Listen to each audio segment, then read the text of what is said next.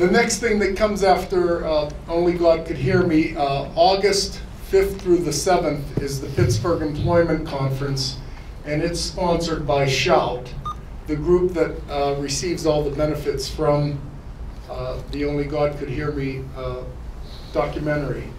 And in 2009, Jennifer presented at the conference, and the theme of the conference was employment and depression. And we wanted to hear what augmented communicators had to say about this, and it was controversial. But Shout forged ahead. The topic was brought to us by augmented communicators, and we wanted to hear what they had to say, and Jen's gonna do the speech that she gave in 2009. So you can hear a little bit about what will be coming this August at the Sheraton Hotel, Station Square, August 5th through the 7th. And then we'll have question and answer.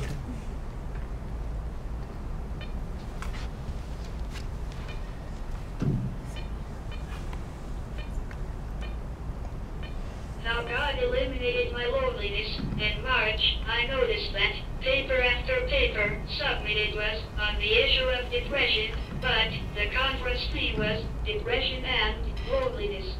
It was as if the loneliness component of the conference just didn't exist.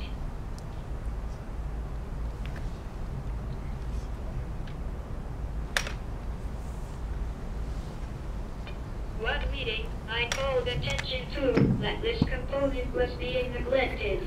Therefore, the Shout chairperson requested me to tackle the loneliness element. Being a person who thrived on challenges, I accepted. Granted, I was the most unlikely candidate to speak on this topic because people wouldn't look at me and say that I was lonely. I had a reputation of being a Christian.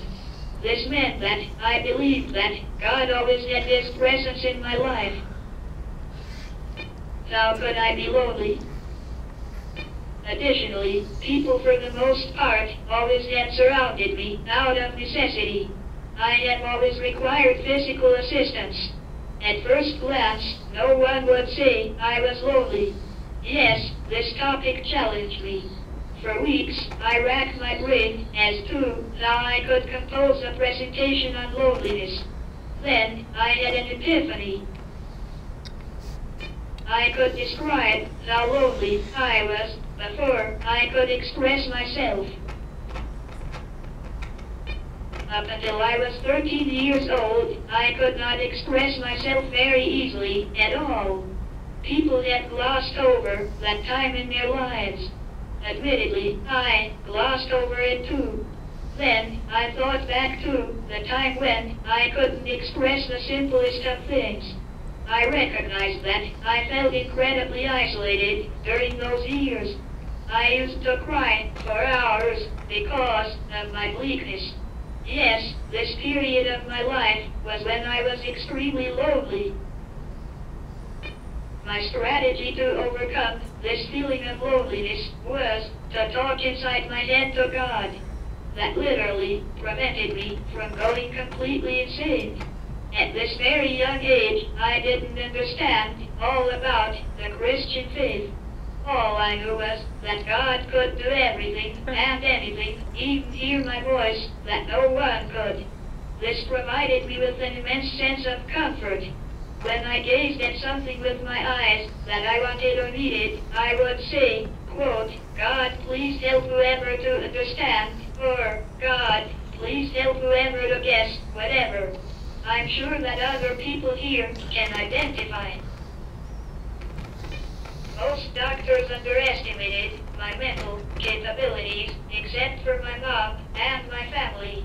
My mom knew that I was bright. Therefore, she absolutely refused to accept that I couldn't learn and made up her mind to teach me to read. I was 4 years old when Mom wrote words on pieces of paper of things in my environment and stuck those pieces of paper on the actual things. For example, refrigerator was taped on to the refrigerator. Then she would point to the word and read it to me. I would then say that word in my head. That was how my mom taught me to read. Being non-speaking did make playing games and/or being included in the typical child activities more challenging. My family did an outstanding job of adapting games and modifying certain activities to enable me to participate.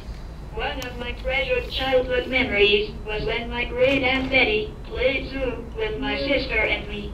Aunt Betty pushed me in front of my stuffed animals, pretending that we were looking at lions, tigers, monkeys, giraffes, and so on. When I played this pretend game with my aunt and sister, I had conversations with them inside of my head. Of course, I knew only God heard what I was saying. Still, it was fun. Like many children in the 70s, I had to deal with normal life issues.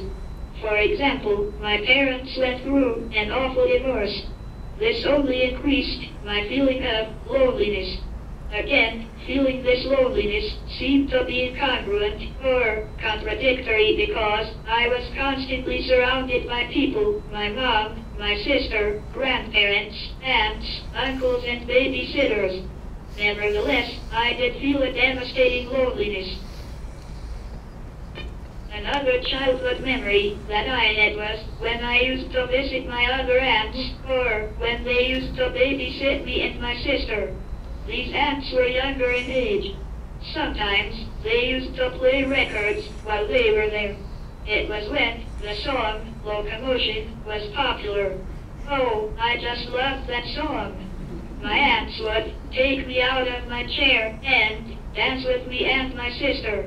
Of course, I would sing along to the song in my head.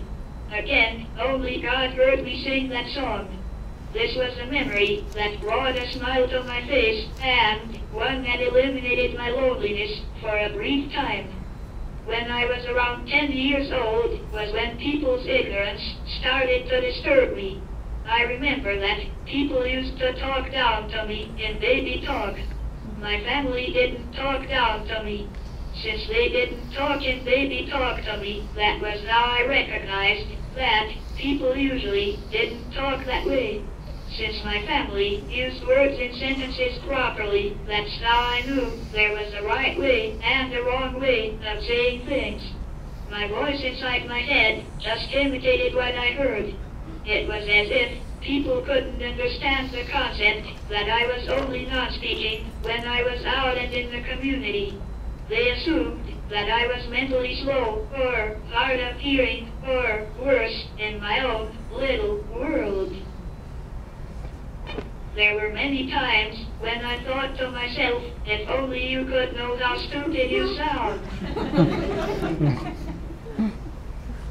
Gee, I wish my mom would come back so she could explain to this airhead that I understand everything and more importantly, that I am not deaf.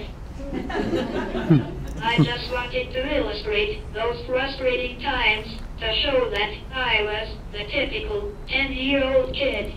I did have sarcastic thoughts. No, I was not an angel.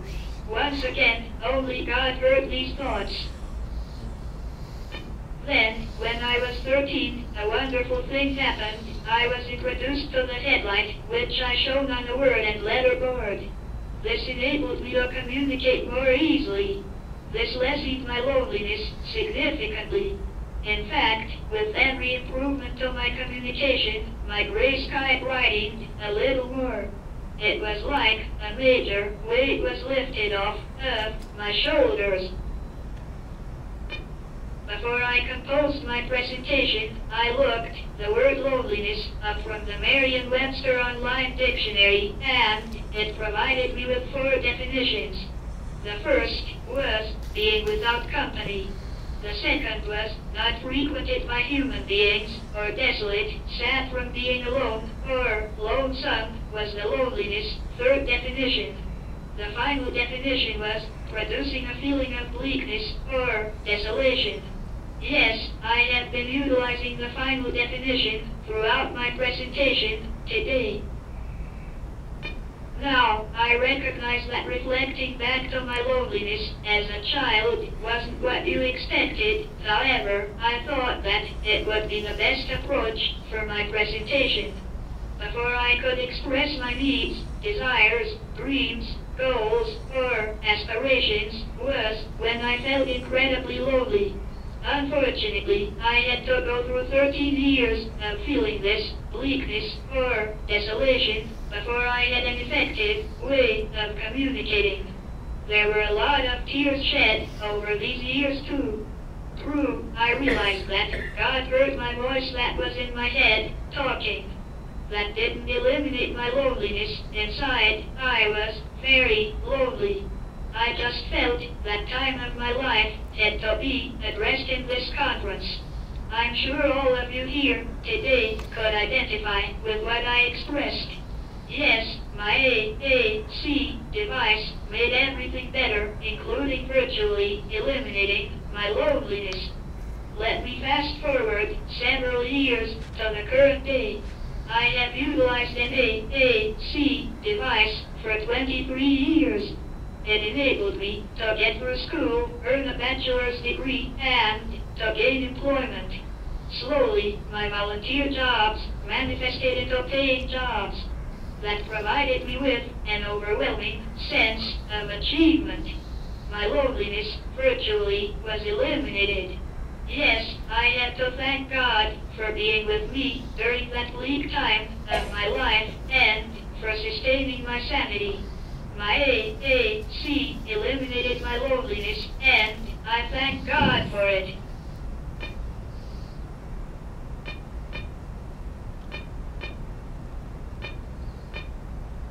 That's my presentation. That the movie was named